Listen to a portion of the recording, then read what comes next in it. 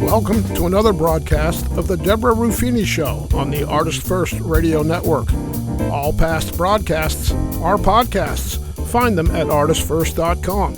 And now, your host, live from England, here she is. It's Deborah Ruffini.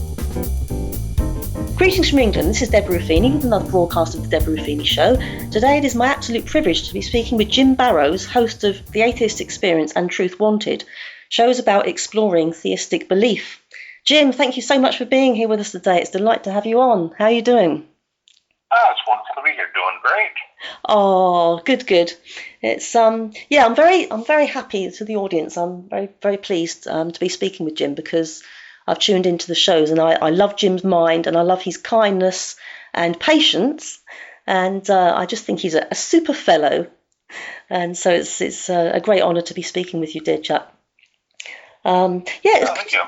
Looking forward to it. Oh, lovely. Could you tell us a bit about your background and sort of what brought you to become host? So a number of years ago, I decided to learn more about the Catholic faith because I am a cultural Catholic. Okay.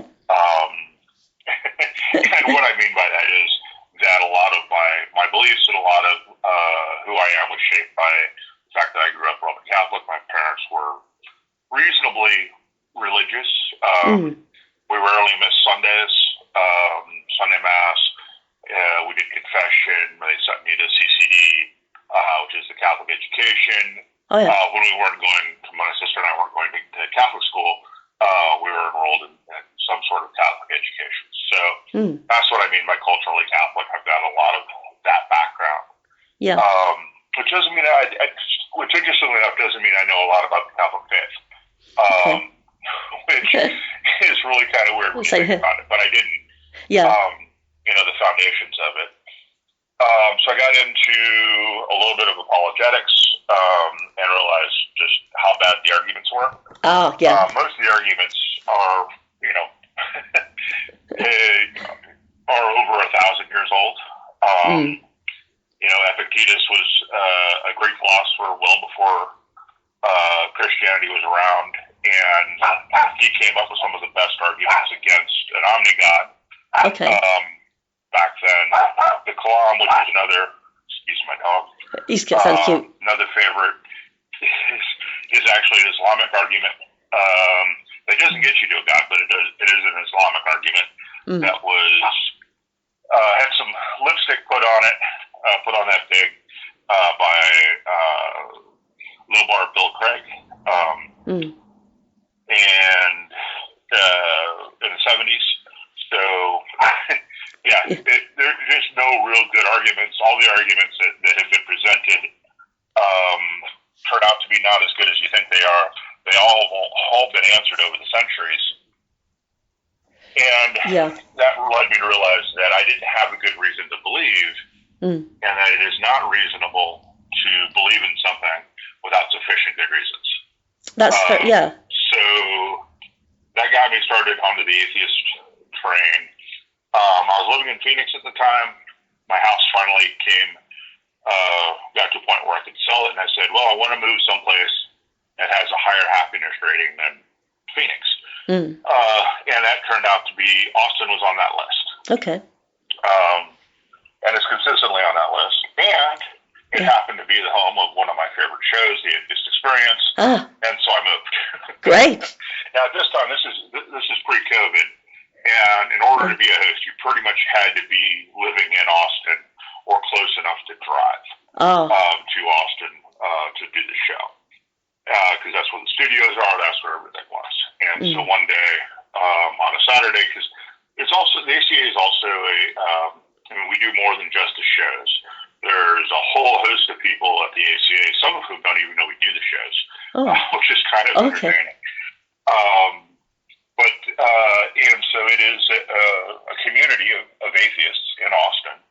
And we do all kinds of things. We go to movies and we go to sporting events and we go to different things and around town. And the library is actually, it's a library. It's a real library. you can check out books there. And we have thousands of books, maybe hundreds of, definitely hundreds of books, maybe 1,000, probably thousands. But so you can check out books, and we have almost every book written by every atheist. We also have most of the books written by apologists. Okay. And it's a community center. So, I was there on a Saturday, hanging out with some friends, and one of our hosts for nonprofits didn't show up. And I said, hey, if you want, I could do it. And they were like, yeah, sure, pal. So I sat down and did nonprofits, and did well enough that I was asked to do, I forget the exact order, but Talk Heathen, and then Truth Wanted, and then Atheist Experience. And then I've been doing Atheist Experience ever since. So kind of a happy accident. Yeah. And the way you do it now is one of the hosts or some of the fans will submit your name and any of your social media work that you have done. So whether it's YouTube, blog postings, whatever it is that you're doing. We prefer YouTube just because we are a talk show. We want to see how well you talk, and how well, preferably how well also you deal with on the phone. And then producers will do a brief check. So we have had some real strange people show up, especially on Truth Wanted. Okay. So, yeah, and then we've had some very controversial people show up as well, and we try to avoid that. And then they'll set you up usually with Talk Heathen, maybe nonprofits, and see how you do, and then we'll kind of go from there to move into the Atheist Experience, or maybe you just like Talk Heathen, and you want to do Talk Heathen, that's cool too, or just Truth Wanted. Yeah. Oh, great. That's kind of the way it works today. Oh, that's brilliant.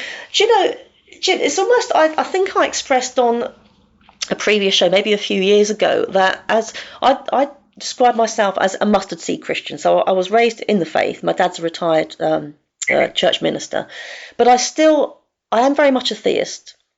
But probably more, how do we put it, sort of theistic than Christian. Let's put it that way. But I still have faith in Christ, but it's a lukewarm thing. But I've always, even as a small child, felt, had a sense of how ill-treated atheists were and unkindly thought of and judged. And from that perspective alone, I would hate to be an atheist, but the way that you're treated, how does that, I mean, I just cannot, I've put this to many Christians before, and even in sort of like Christian apologetics groups, and you always get sort of like anyone that defends atheists, not the belief, but the person. Let's not be rude. Let's not be unkind. Our job is to love. We don't need to preach. We just need to love. As whatever belief we may have, let's just love. But it's almost like there's this sort of almost like intuition that we've got to be against you and be mean. And I've never understood that. And it's very strange because, okay, so as a woman of same-sex attraction myself, I know that I love men as people. I can, but I just can't get the feeling that a straight woman would have. And I think of it a bit like that. You can't help what you believe in or you disbelieve in. So I just don't understand the meanness. We need to love you. I love you. But how does that make you feel as an atheist? Because I would really, really hate that. I feel like I'm living in a world of hypocrites. For the most part. Yeah. But that also gets tempered by the fact that I realize that most people don't really know who atheists are and how many of us are out there. And they don't know what we actually believe or don't believe. Yeah. They make the mistake of thinking we all believe the same thing, just like they do. Yes. And so, they assume that if you don't believe in God, you must believe in Satan. Yes, that's mad. Yeah. Yeah. There's a lot of misconceptions. The apologists don't help. No. At all. No. In clarifying things for people. A lot of them have gone to great lengths to demonize atheists, make us look like idiots. Yeah. And they have never actually addressed, any of the arguments. The most hated woman in America was an atheist activist and head of the American Atheist Association. Oh, right. Yeah. I thought that was Shirley Phelps Roper, no? She was murdered. Oh, crikey, was she? And she was on Johnny Carson, and I mean, she was kind of out there. And a lot of the Four Horsemen get a lot of hate mail. We get a lot. Do you? On the Atheist Experience. Oh, yeah. I'm sorry. Our email firewall is quite good at keeping a lot of that from us now. Good. But, we used to answer our own email, all the email. Yeah. And so we'd get this stuff.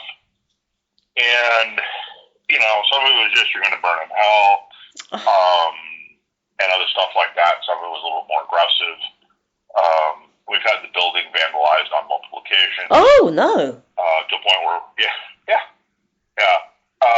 I don't put, atheist stickers on my vehicles because I don't know an atheist who's done that who hasn't had their vehicle vandalized. Oh, for goodness sake. That's awful. It's dreadful. And so these are, these are the run-of-the-mill Christians, right? I mean, I'm currently living in Alabama, and I am in stone's throw, almost literally, of 3 different churches. Oh my and goodness. Some of, 2 of them are a fair size. They're not small churches. So, it's not unusual to see the billboards and the signs. So we've got a lot. Even though the nuns, the people who say I don't have any religion, are growing and are now like 70% of the U.S. population. Right. So I think some of the current anger and some of the current hatred is coming from the fact that Christians are realizing that they are not the majority anymore. Yeah. So some of that, some of that's coming from that. Hopefully, the death throes of evangelicals in particular, of Christianity in general, because they justify it in the Bible. Yeah. Right. Thou shalt not permit a wish to live. There's a couple other verses in there about atheists as well, those who don't believe. It's the one unforgivable sin. Depending on this is all depending on how you interpret the Bible. Interpreting the Bible is multiple guess. There is no one way to interpret the Bible. There's no objective way to determine whether or not your interpretation of the Bible is correct. Yeah. Because it's a work of literature, not science. Yes. So, and that's part of the problem too. People don't know how to read the Bible correctly. This is it, and I think what amazes me. There's a couple of things. I mean, if you're all sort of in this, deep rebellion against the God that you deep down believe in, you just want to do your own naughty thing and lead your own naughty lives, then it's almost like they're saying there's no such thing as atheists. If you all believe deep down and you just want to turn against God, then it's almost that just is to claim there's no such people as atheists is a bit silly, isn't it?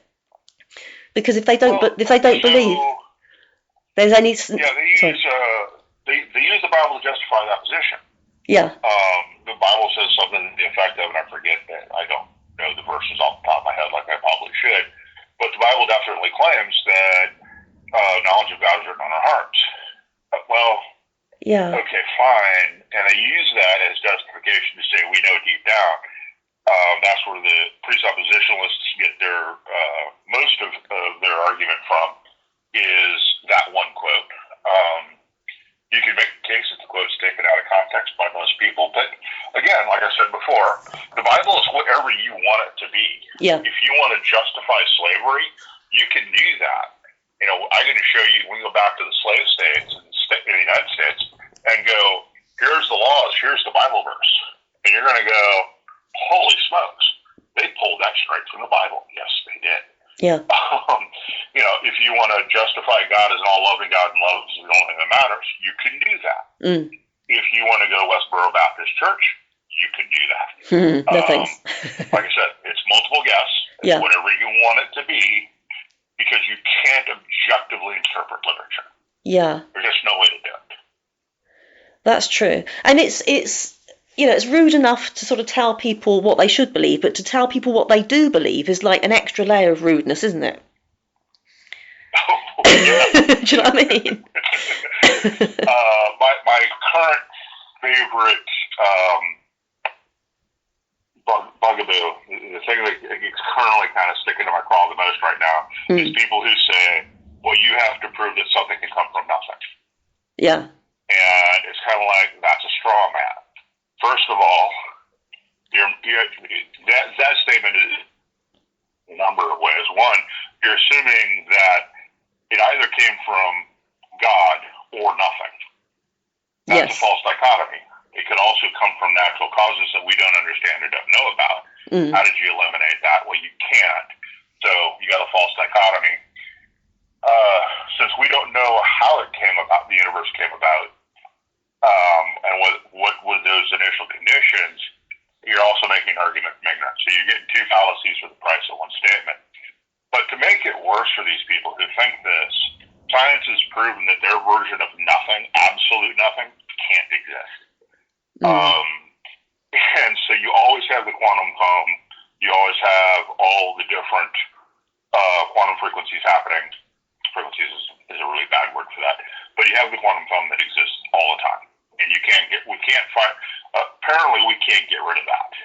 So you can build a box out of lead that allows no radiation inside, no electromagnetic radiation, no light, no other radiation inside. You can take it out somewhere where gravity goes to zero, and in that box will still be quantum foam. Okay. So now we haven't done that experiment because we can't, but we've done another experiment that definitively proves that the quantum foam always exists. So their version of nothing can't exist scientifically, proving that it can't exist. Okay. And then again, to make it even worse, absolutely no hypothesis for the beginning of the universe. We're talking, Planck time, 0 to Planck time, Planck time and further back to 0, and then whatever was there before time and space existed, before the universe existed. We don't know anything about those conditions. No. But none of the hypotheses about those conditions include nothing. There's always something. So, it's wrong on every level, and yet, and every apologist out there, Turek and Lobar, Bill Craig, all of them have had this thrown into their faces multiple times, including William Lane Craig, who I also call Lobar Bill. But, all these people have had this thrown in their faces multiple times, and William Lane Craig has had it thrown in his face by an actual physicist. Okay. So these are problems that you have with this statement that people don't understand. Okay, that's interesting. Yeah, that's very interesting. I mean, you've probably heard it said many times before, and I don't want to sound like a broken record. When people call in and say, what would convince you as evidence, although we can't have any evidence for God, what would convince you that there was a divine creator? Is there anything that would... Good evidence for the claim, right? So, and this is where we kind of get into quality of evidence. Yeah. If you tell me it's sunny outside, that is a very low bar of evidence that I need. I can take your word for it. I can take your word for it for multiple reasons. One, sunny outside, well, maybe not in England, no, here in Alabama and Arizona, sunny outside is kind of the norm, right? And so I can take that at face value. Just on the odds, it's probably sunny outside. But also, there's no impact to my life if I'm wrong. So, okay, I can accept that as true. if you say that you have a car in your garage, well, a lot of people have garages. A lot of people have cars.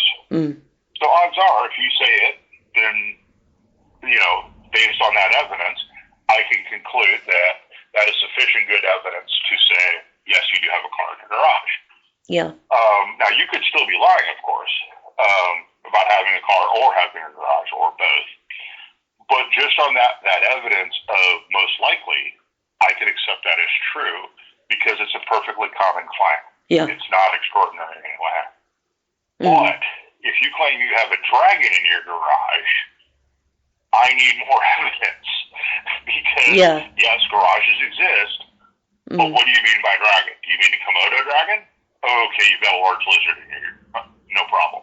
Komodo dragons exist. It's a little unusual. I still want to see a picture of the thing as evidence, also out of curiosity, but as evidence, I still want to see a picture of that.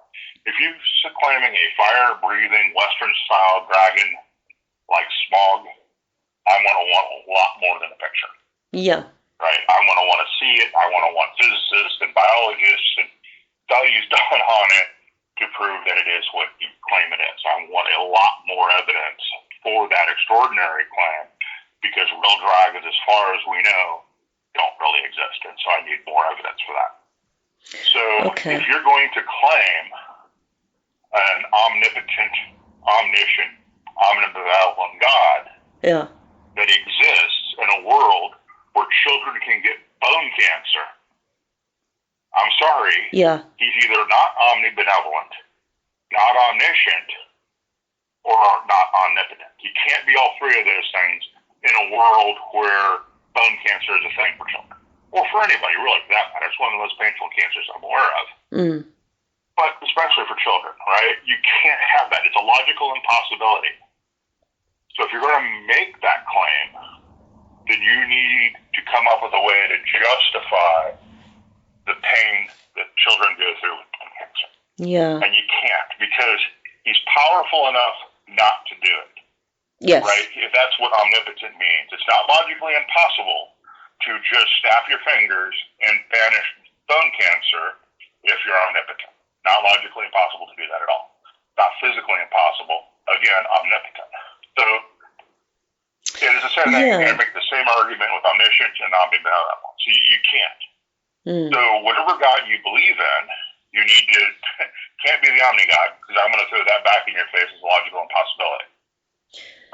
And so now you need to define a less than omni-God, which most Christians aren't willing to do. So whatever claim you make, you need to back it up. If you claim it's a God that does miracles or does magic, and you're going to point to miracles, just remember the field of miracles, especially miraculous healings, has far, far more fakes and frauds and liars than real people who do it. In fact, I don't know of anybody who can do a healing just by putting their hands on somebody medically, right? Yeah. So if you're going to make that claim, you need more evidence than the mounds of fraudulent evidence that we have.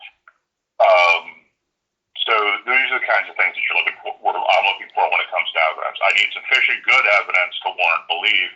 The more outlandish or the more extraordinary the claim, the more evidence you're going to need.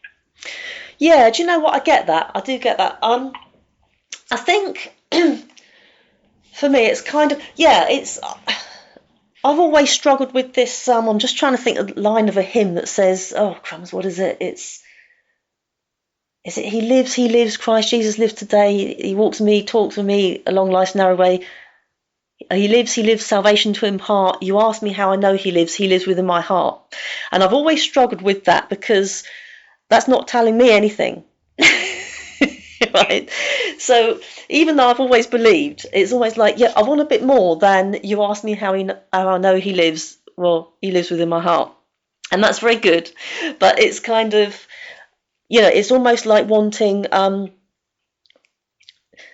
Faith is can help people, but it's not the same as having some sort of concrete proof or strong indication. And I see where you're coming from.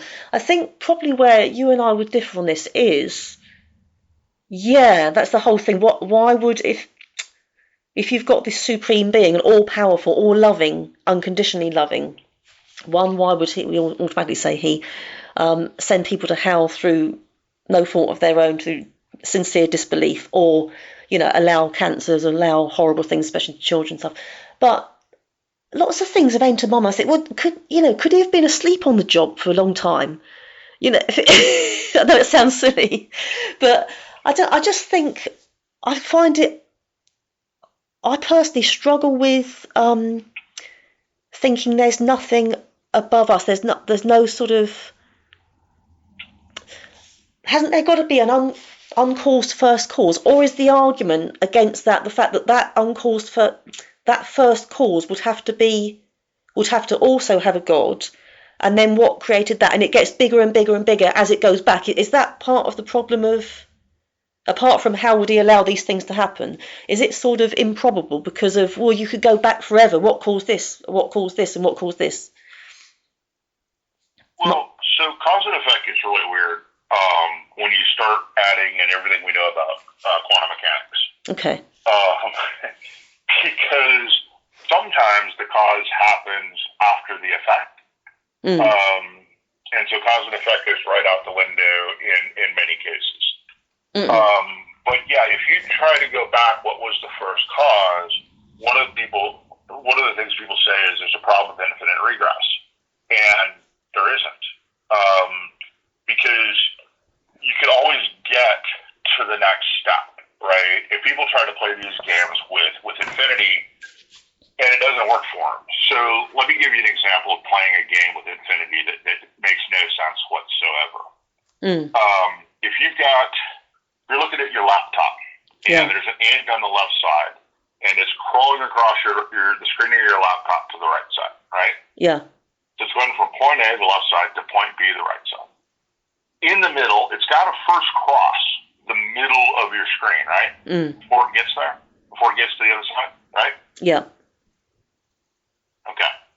Then, but before he gets to that halfway point, he's got to get to the quarter point. Yeah.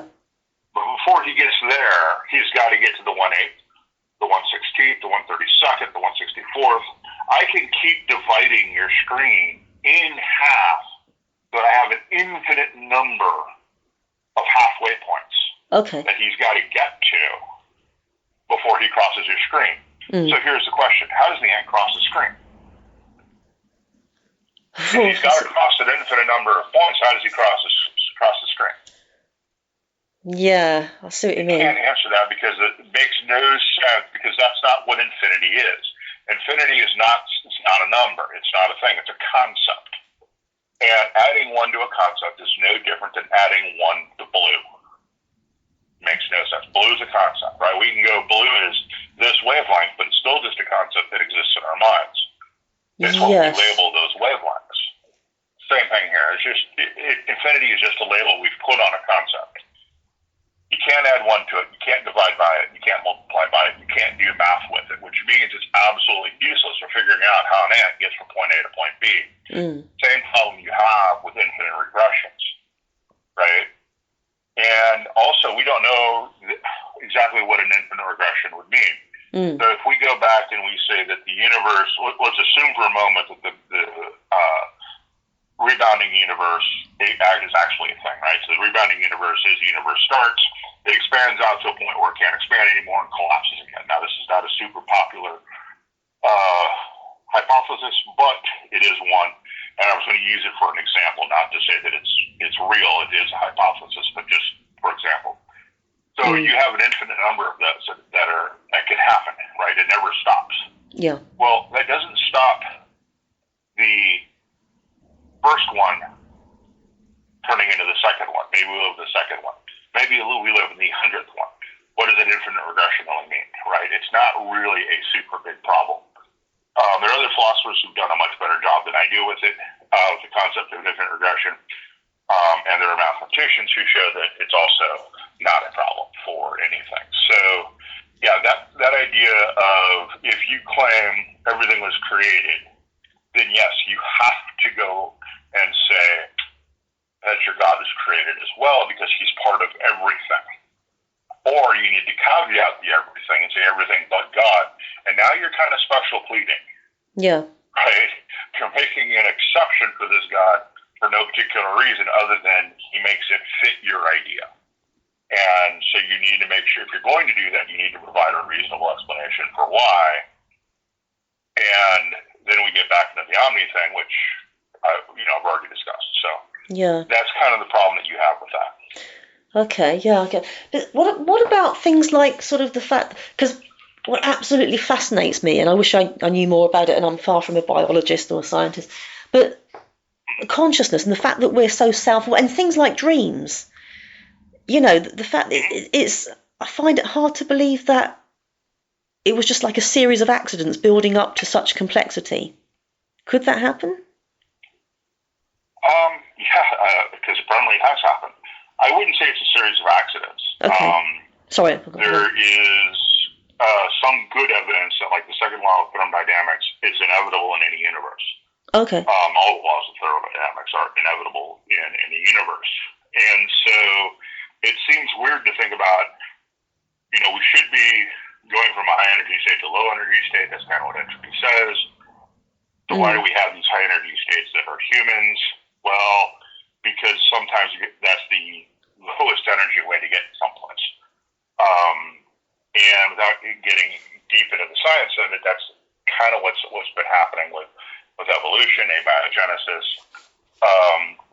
And we're not the only ones who dream, right? Every time somebody tries to call out a particular behavior of humans as unique, we can go and look at the animal kingdom and go, we know dogs dream. We know monkeys dream. A lot of animals do have dreams. Yeah. A lot of animals exhibit the same behaviors that we do.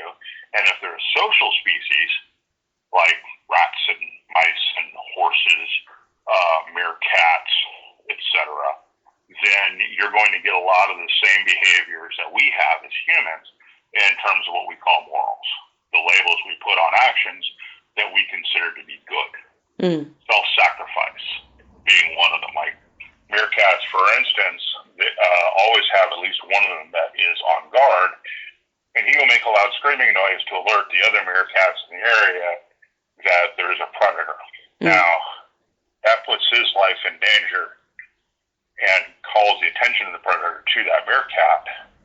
So he's risking his life to warn his tribe of that predator. That's no different than someone in the military standing guard and raising an alarm when there's an attacker on the way. Yeah. It's the same behavior, right? But a human will call it moral, and a meerkat will call it, that's just meerkat behavior. Yeah. It's the same action. We just put two different labels on it. If they're the same action, then they should be considered equally moral or have the same labels, in my opinion. So you get a lot of this, humans aren't that exceptional. Sure, we can talk, but other animals communicate. They don't communicate, as far as we know, or able to tell at the moment, at the same level we do. They don't seem to be able to talk about ethics and physics and things like that. But that just may be because we don't understand the language. Yes, yeah. Yeah, that's interesting. Back, crumbs, when was it? I think it was the year before last. It was, I think it was.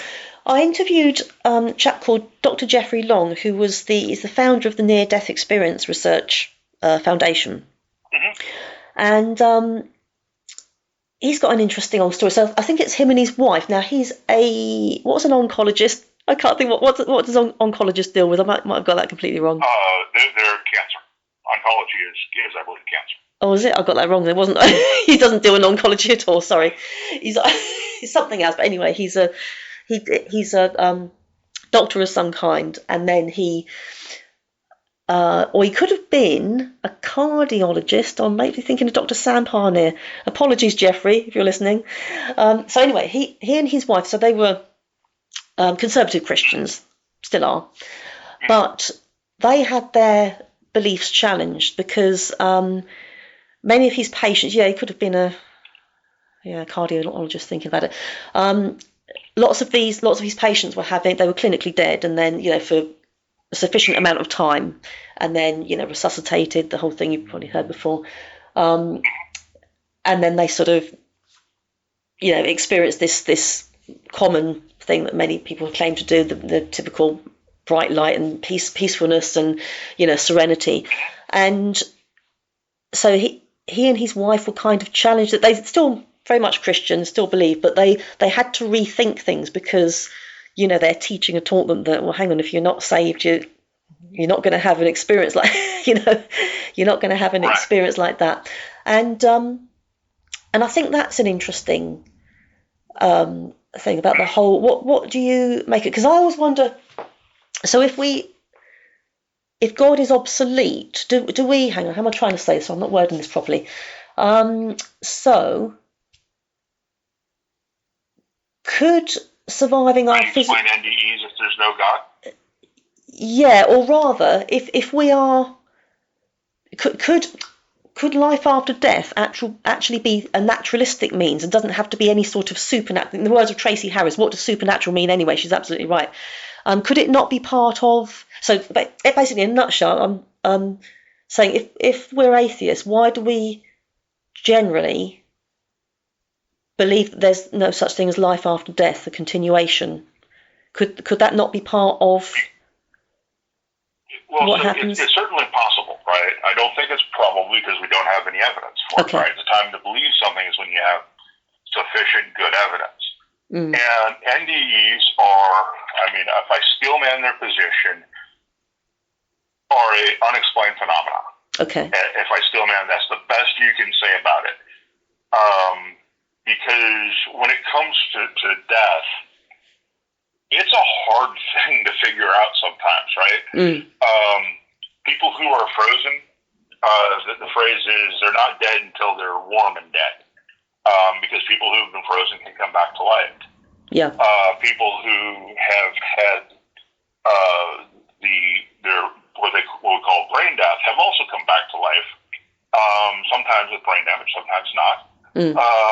And so death seems to be something we're not really good.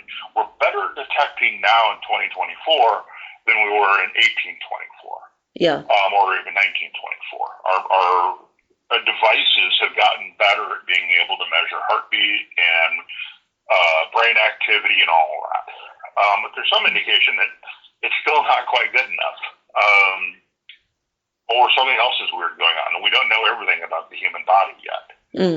So to claim that because we can't explain it naturally, it must be supernatural, we don't know enough to actually eliminate the natural explanation for an NDE. So that's a problem. The other problem you have is that we can simulate NDEs with drugs. We can give people the exact same experience with, I believe it's ketamine, but with drugs. We get the same experience when people are asphyxiated, either recreationally or accidentally. They will often have that same experience. So it seems to be caused by chemicals, which makes sense because the brain is neurochemical in nature. And also we know that the brain will always attempt to make sense of whatever inputs are coming into it. And that's one of the reasons why we dream, is because our body locks up and our brain is now interpreting things in its best way possible. But, all the nerves aren't working the same because we're asleep. So there's a number of these other explanations that you have to put as more likely than a supernatural explanation. Yeah. And part of that is also because when it comes to the supernatural, over the last 2,000 years, every phenomena that we have that was once explained by the supernatural, diseases, punishment by God, earthquakes, punishment by God, some diseases, the result of curses by witches. So whether it was good or bad, all the phenomena now have natural explanations. At no point in time am I aware of a supernatural explanation being proven true for any phenomenon that happens. So the balance of the evidence is naturalism, just the balance of that, which isn't to say that there isn't anything supernatural, But if I'm weighing two pieces of evidence, one is supernatural, something supernatural did it or something natural did it, the preponderance of the evidence is that the natural explanation is most likely because we don't have any way to determine a supernatural explanation. No way to prove the supernatural exists actually stood the test of time.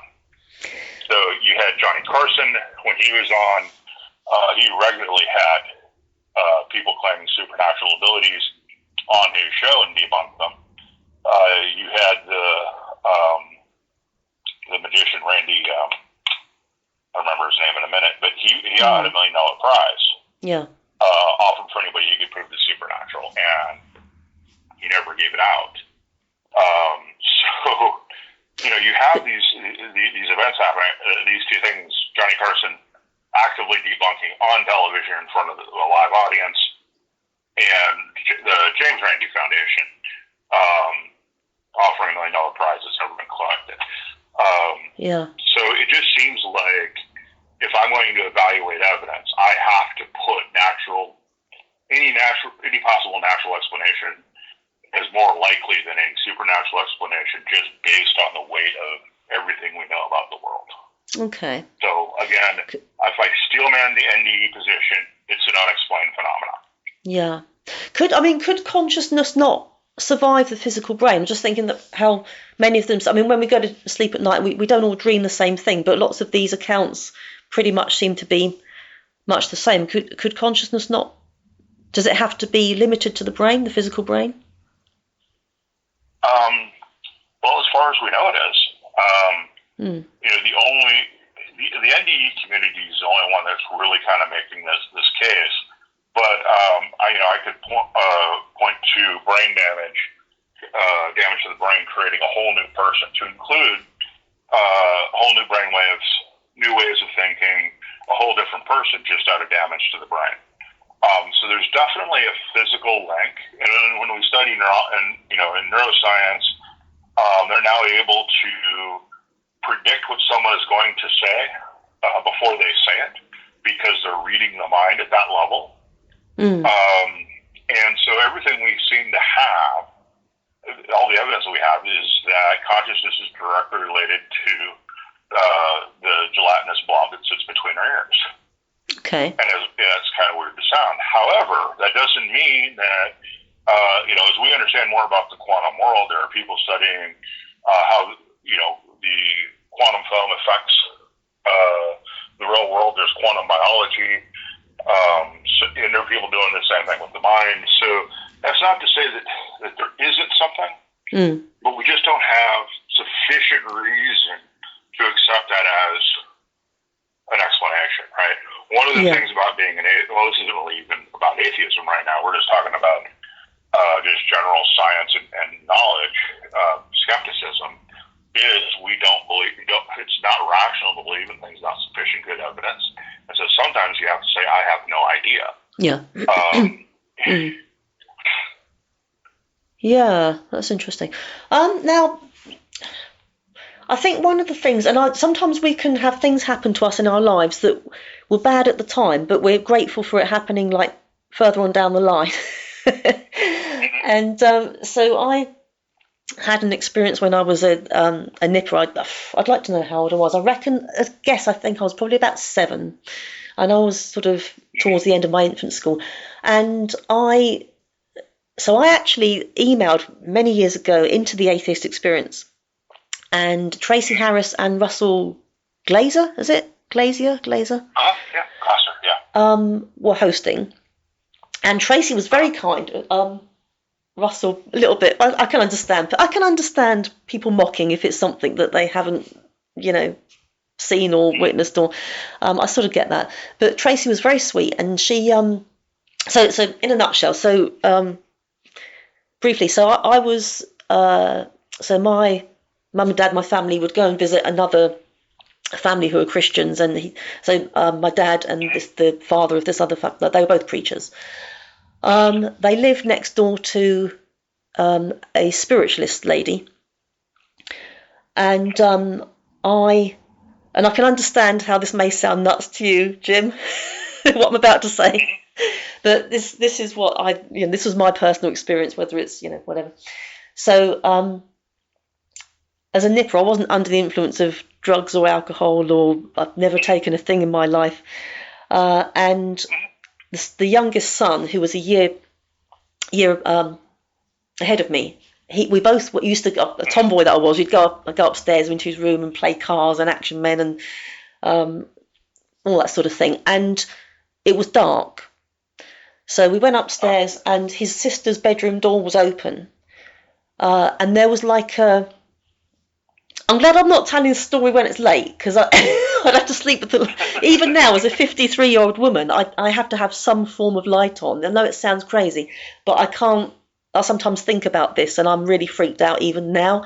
And I think sometimes we can cope with some things better as kids than as adults, and I live alone as well. So, but we saw a thing in like a glowing, it was almost like a glowing head that resembled, well, it was like a circle with two blobs for the eyes, a big thing for the mouth, and we both freaked out. And I remember him, he reached the top of the stairs before I did, and he just went he went as white as a sheet, and I just remember him, and I thought he was just playing about and doing something silly.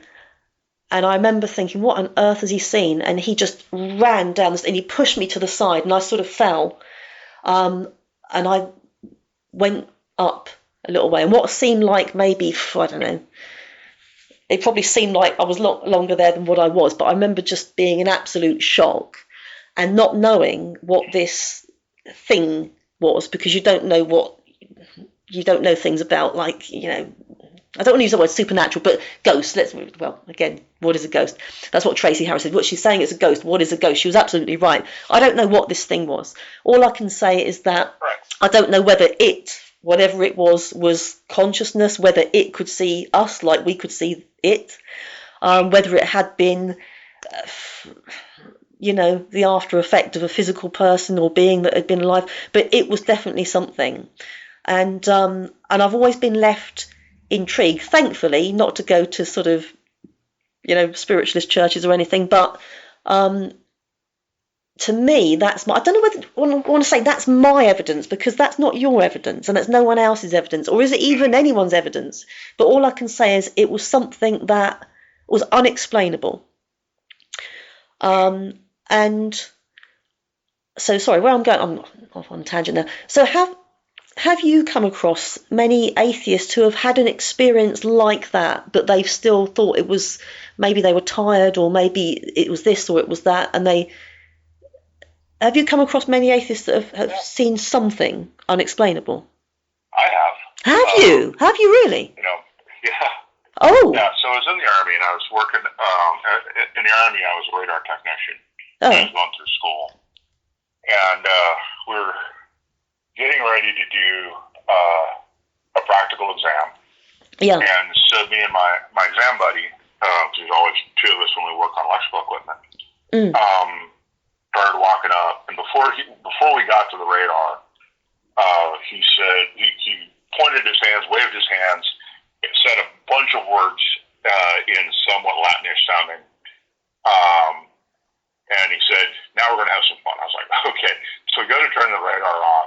And that's always the first step is can you turn it on? And the radar dish rotates backwards with this really strange grinding noise. We both look at each other and at the same time reach for the power off switch. Right. And I said, what'd you do? He says, I have no idea. I was just having fun. And to this day, as far as I know, he claims the words, he didn't know what the words were. He was just making stuff up and having some fun because we were both bored. Yeah. Which is a common problem in the military. And so the instructors come over and looking at the radar kind of weirdly. And we turn it back on, and it doesn't do it. Yeah. We turn it off, and they go, well, we need to go look. And we started to diagnose the radar. We found what they had done to the radar, fixed that, but we found no other way to, we found nothing else wrong with the radar. And what they did had nothing to do with the electronics and the motors that turn the radar. It's a completely different circuit. They're completely separated. Oh, They're only connected through ground, and that gets into some weird stuff with electronics, but there's no reason for it. And that radar never did it again. The motors aren't supposed to turn that way. Electrically, they're not supposed to. Some laws of physics were broken somewhere. I have no idea what he did. Did he actually curse the radar? Yeah. Possible. But I don't know.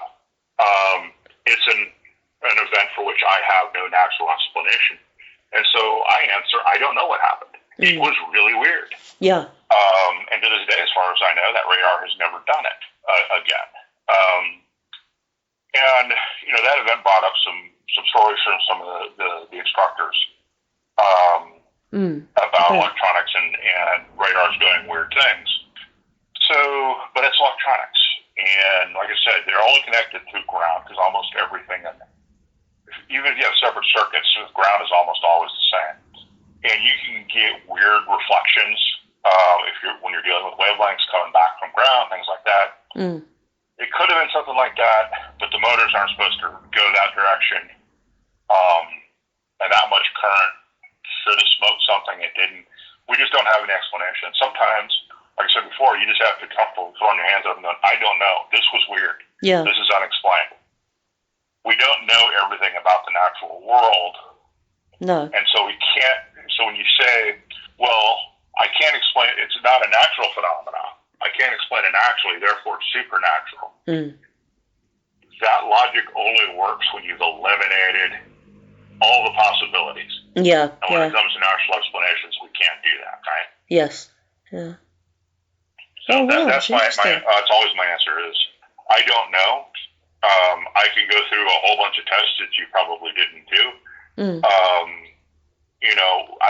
We could talk about how human memory is bad and how memories, by talking about things, people can come to an agreement about events that never happened.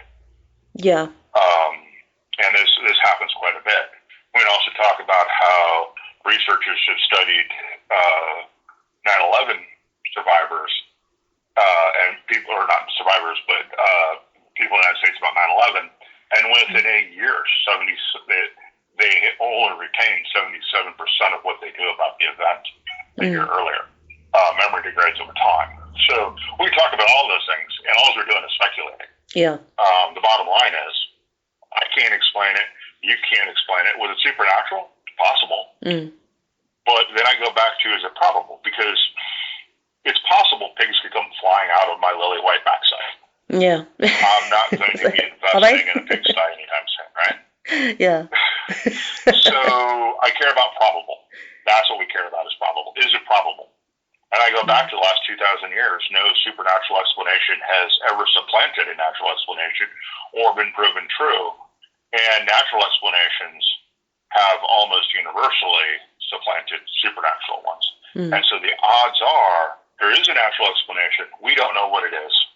Yeah. And so you just say, I don't know, right? Yeah. Or we can speculate forever. Right? Whichever way you want to go is kind of fun. Yeah. The reality is no idea, right? Yeah. And isn't it just as well we don't know it? Because I was saying to a friend the other day, imagine if we knew everything. We would go nuts, wouldn't we? I think our heads would explode. Mine would. I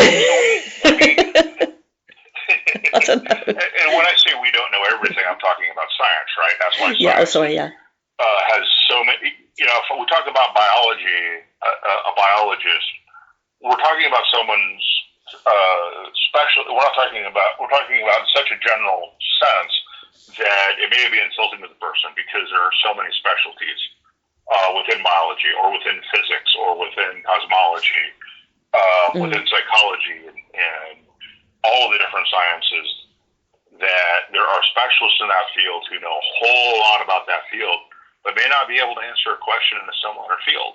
Yes. In an adjacent field, so to speak. So, Yes, fascinating stuff. Oh, Jim, time has just flown. I could speak to you forever. I love your mind, and